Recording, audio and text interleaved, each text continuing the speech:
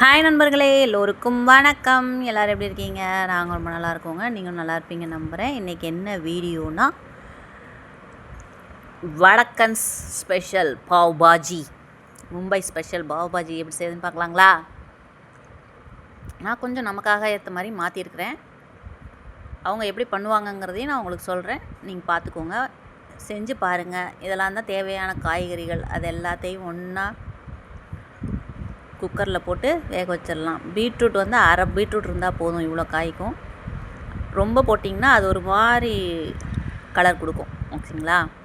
Red colour இல்லாமல் அது ஒரு மாதிரி அந்த பிங்கிஷ் கலரில் அது ஒரு டிஃப்ரெண்ட்டான கலர் கொடுக்கும். அதனால் அரை பீட்ரூட் எடுத்துக்கோங்க. அதில் அவ்வளோ பீட்ரூட்டு பெரிய பீட்ரூட்டாக எடுக்க வேணாம். சின்னது வச்சுருந்திங்கன்னா சின்னது எடுத்துக்கோங்க. ஓகேங்களா? பாவ் பாஜின்னா முதல்ல நானே பயந்தேங்க. என்னடா இது வெறும் பண்ணும் இந்த மாதிரி கொடுக்குறாங்களே, அது என்ன பண்ணுவாங்கன்னு எனக்கு தெரியாது. இப்போ தான் நான் யூடியூப்பில் பார்த்து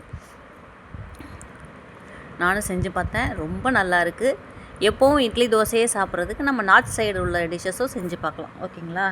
நம்ம வந்து இது மாதிரி ஒரு தடவை ட்ரை பண்ணுங்கள். எல்லாத்தையும் போட்டு குக்கரில் ஒரு 3 விசில் விட்டு இறக்கி வச்சுக்கோங்க. ஓகேங்களா? இந்த காய்கறிகள் இல்லாமல் என்னென்ன தேவைன்னா, வெங்காயம், தக்காளி, அப்புறம் இஞ்சி, பூண்டு, பச்சை மிளகாத்தூள், உப்பு, இவ்வளோ தாங்க இதுக்கு தேவை. இதில் கொஞ்சம் ஜாஸ்தி பட்டர் யூஸ் பண்ணுவாங்க. அதனால் நான் எண்ணெய் கொஞ்சம் போட்டு, எண்ணெயும் ஊற்றுவாங்க, பட்டரும் போட்டு அது கொஞ்சம் காஞ்சதுக்கப்புறம் கொஞ்சம் இது ரெண்டும் நல்லா அதுக்கப்புறம் சீரகம் போடுவாங்க. சீரகம் போட்டுக்கோங்க. சீரகம் போட்டுட்டு நல்லா அதுவும் கொஞ்சம் பொரிஞ்சு வந்ததுக்கப்புறம் வெங்காயத்தை நல்லா பெரிய வெங்காயமாக ஒரு வெங்காயம் நான் நறுக்கி வச்சுருக்கேன் ஸ்லைஸாக. அதை வந்து நல்லா வதக்கிப்போம். வதக்கிட்டு இஞ்சி பூண்டை பேஸ்ட்டாகவும் போட்டுக்கலாம். நான் வந்து நல்லா தட்டிட்டு இடித்து போட்டிருக்கேன். சரிங்களா? இதில் என்னென்ன பண்ணுறாங்க அப்படின்னா, பச்சை மிளகாவை தனியாக அரைச்சிக்கிறாங்க, பூண்டு விழுதை தனியாக அரைச்சிக்கிறாங்க. சரிங்களா? அப்புறம் இந்த காஷ்மீரி சில்லி இருக்குது இல்லைங்களா, அதையும் தனியாக ஊற வச்சு தனித்தனியாக பேஸ்ட்டாக அரைச்சி இதில் சேர்க்குறாங்க. நம்ம வந்து காரம் ரொம்ப சேர்க்க மாட்டோம், நாங்கள் ரொம்ப ஜாஸ்தி சாப்பிடாதனால நான் இந்த மாதிரி மாற்றிக்கிட்டேன்.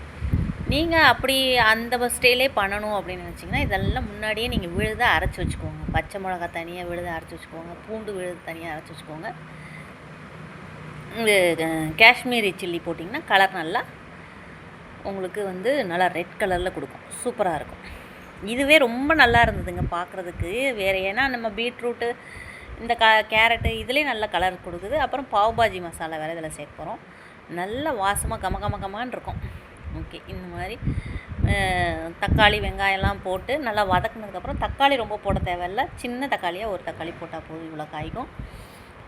அப்புறம் அது வதங்கிட்டுருக்கிற டைமில் நம்ம வந்து குக்கர் ஸ்டீம் போயிடுச்சு, அதை எடுத்து நல்லா மேஷர் வச்சு மேஷ் பண்ணிக்கோங்க. நல்லா ரொம்ப மேஷ் பண்ணாமல் ஒன்றும் பாதியமாக இருந்தாலே நல்லாயிருக்கும். ரொம்ப மையாகவும் மேஷ் பண்ண வேணாம், அதுக்காக ரொம்ப இதாகவும் பண்ண முடியாது. இந்த மாதிரி நல்லா மேஷ் பண்ணிவிட்டு இப்போ வதக்கி வச்சுருக்கோம் இல்லைங்களா, அதில் உப்பு போட்டுட்டு தேவையான அளவுக்கு மிளகாத்தூள், நம்ம ஏற்கனவே பச்சை மிளகாவும் போட்டிருக்கோம், உங்கள் காரத்துக்கு தகுந்த மாதிரி நம்ம வீட்டு மிளகாத்தூளும் போட்டுக்கோங்க. இது இல்லாமல் பாவ் பாஜி மசாலாவும் நம்ம 1.5 ஸ்பூன் போடணும். ஓகேங்களா?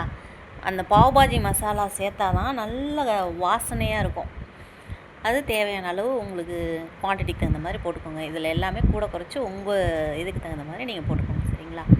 இது போட்டோன்னே நல்ல வாசமாக இருக்கும். அதுக்கப்புறம் இந்த வேக வச்சு எடுத்து வச்சுருக்கோம் இல்லைங்களா, மசிச்சு. என்கிட்ட வந்து மேஷர் இல்லாதனால நான் கையிலே இந்த கரண்டியை வச்சே மேஷ் பண்ணியிருக்கேன்.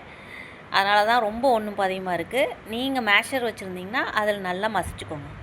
அது வந்து நல்லா அப்படியே காய்ங்களே தெரியாத அளவுக்கு தான் மசிச்சிருவாங்க. நல்லா மசித்து இந்த ப்ரெட்டும் இந்த பாவ் பண்ணும் இந்த பாஜியும் வச்சு சாப்பிட்டிங்கனாவே பயங்கர ஃபில்லிங்காக இருக்கும்.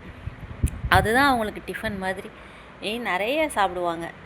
அதனால் இந்த மாதிரி போட்டுக்கோங்க. சரிங்களா? என்கிட்ட மேஷர் இல்லாதனால நான் வந்து கரண்டிலேயே மேஷ் பண்ணியிருக்கேன். நல்லா வதக்கி விட்டுட்டு இதுக்கு தேவையான அளவுக்கு அந்த குக்கரை கழுவி தண்ணி ஊற்றிக்கோங்க. சரிங்களா? தண்ணி ஊற்றி நல்லா எல்லாம் ஒன்று சேர்ந்து கொதித்து நல்லா வாசம் கமன்னு வரும். அது வரைக்கும் ஒரு 5 மினிட்ஸ் நல்லா கொதிக்க விட்டுருங்க. நல்லா கொதித்ததுக்கு அப்புறமா என்ன பண்ணுறதுன்னு பார்க்கலாம். ஓகேங்களா? நல்லா கலந்துட்டு உங்களுக்கு தேவையான அளவுக்கு கன்சிஸ்டன்சிக்கு பண்ணிக்கோங்க. இது எப்படி இருக்கும்னா நல்லா திக்காக தான் இருக்கும். ரொம்ப தண்ணியாக இருக்காது, வைக்க மாட்டாங்க.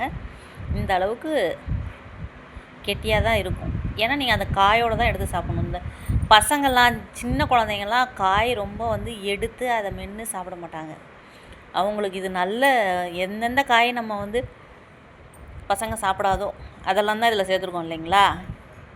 கேரட், உருளைக்கிழங்கை தவிர மற்றது எதுவுமே பசங்க இந்த இதெல்லாம் சாப்பிடாதுங்க. அது எல்லாத்தையுமே இதில் சேர்த்துருக்காங்க. அதனால் எனக்கு தெரிஞ்சு இது ஒரு நல்ல ஃபுட்டு தான். ஃபைபர் கண்டென்ட் நிறையா இருக்கும் இல்லையா காய்கறியில். அதனால் இது ஒரு தடவை செஞ்சு சாப்பிட்டு பாருங்களேன். அப்புறம் சொல்லுவீங்க ரொம்ப நல்லாயிருக்கும். நான் கையில் மசிச்சனால இந்த அளவுக்கு இருக்குது. ஓகே, இது எல்லாத்தையும் நல்லா மசித்து நல்லா ஒரு 7 மினிட்ஸ் 5 to 7 மினிட்ஸ் நல்லா ஒன்று சேர்ந்து கொதி வரட்டும். கொதி வந்ததுக்கப்புறம் என்ன பண்ணுறீங்க அப்படின்னா, கொத்தமல்லி தழை இருக்குது இல்லைங்களா, அதை தூவி கரெக்டாக கடைசியில் இறக்க போகிறதுக்கு முன்னாடி ஒரு க்யூப் வெண்ணெய் சேர்க்கணும். இதில் கொஞ்சம் வெண்ணெய் ஜாஸ்தி சேர்ப்பாங்க. அது ஒன்று தான் கொஞ்சம் எக்ஸ்ட்ராவாக இருக்கிற மாதிரி இருக்கும். ஐயோ வெண்ணெய் சேர்க்குறோமே உடம்புக்கு ஒத்துக்குமா அப்படின்னு நீங்கள் யோசிக்கிறதுக்கு, எனக்கு தெரிஞ்சு வெண்ணெய் சாப்பிட்றனால குழந்தைங்களுக்கு ரொம்ப நல்லது தான், நமக்குமே நல்லது தான். ஆனால் ஓவராக சாப்பிடக்கூடாது தான் எதுவுமே. இருந்தாலும் ஒன்ஸ் இன் வைல் சாப்பிட்லாம். ஓகேங்களா? இந்த மாதிரி செஞ்சுட்டு, கடையில் சாப்பிட்றது என்ன போடுறாங்கன்னு நமக்கு தெரியாது. நம்ம வீட்டில் செய்யும்போது இன்னும் கொஞ்சம் ஹைஜீனிக்காக இருக்கும் இல்லைங்களா? அதனால தான் நம்மளே ட்ரை பண்ணுறோம். இந்த மாதிரி செஞ்சுட்டு இது நல்லா இதானதுக்கப்புறம் வெண்ணெய் போட்டு அப்படியே க்ளோஸ் பண்ணி வச்சிட வேண்டியதுதான். ஓகேங்களா? இப்போ ரெடி ஆகிடுச்சு. வெண்ணெயை போட்டுட்டு நம்ம ஆஃப் பண்ணிட வேண்டியதுதான். ஆஃப் பண்ணிவிட்டு அடுத்து என்ன பண்ணணும் அப்படின்னா, பாவு ரெடி பண்ணணும். பாவு பன்னு விற்கிது இல்லைங்களா கடையில், அந்த பாவு பண்ணை எடுத்துட்டு தோசைக்கல் போட்டு வெண்ணெய், அதுவும் வெண்ணெயில் கொஞ்சம் பரட்டி எடுத்து இதோட சர்வ் பண்ணிங்கன்னா சாப்பிட்டு பாருங்களேன். உண்மையிலே ஒரு டிஃப்ரென்ஸ் இருக்கும். நல்லாவும் இருக்குது, எந்த ஒரு இதுவும் இல்லை. நல்லாவே இருக்குது, டேஸ்ட்டாகவே இருக்குது. ரொம்ப அடிக்கடி நம்ம சாப்பிட முடியாது, சாப்பிட்லாம். இங்கே பழகிடுச்சுன்னா நீங்கள் சாப்பிட்டுக்கலாம். ஏன்னா நீங்கள் வடநாட்டுக்கெலாம் வர்றீங்கன்னா உங்களுக்கு இட்லி தோசைலாம் கிடைக்காது மேக்ஸிமம். ரொம்ப அதுக்காக தேடி போய் தான் நீங்கள் ஹோட்டல்ஸ் பார்த்து சாப்பிட்ற மாதிரி இருக்கும். இந்த உடுப்பி ஹோட்டல்ஸ் எங்கேயாவது 1-2 இருக்கும். அதனால் இதெல்லாம் நீங்கள் சாப்பிட்டு பழகிக்கிட்டிங்கன்னா நீங்கள் வடநாட்டுக்கு வந்தாலும் ஒரு பிரச்சனை இல்லை, உங்களுக்கு கொஞ்சம் மேனேஜபிளாக இருக்கும். பட் இது டேஸ்ட்டும் ரொம்ப நல்லாவே இருக்குங்க. உண்மையிலே டேஸ்ட் நல்லா அருமையாக இருக்குது. செஞ்சு சாப்பிட்டு பார்த்துட்டு எப்படி இருக்குன்னு எனக்கு கமெண்ட் பாக்ஸில் கமெண்ட் பண்ணுங்கள். நல்லதே நினைப்போம், நல்லதே நடக்கும்.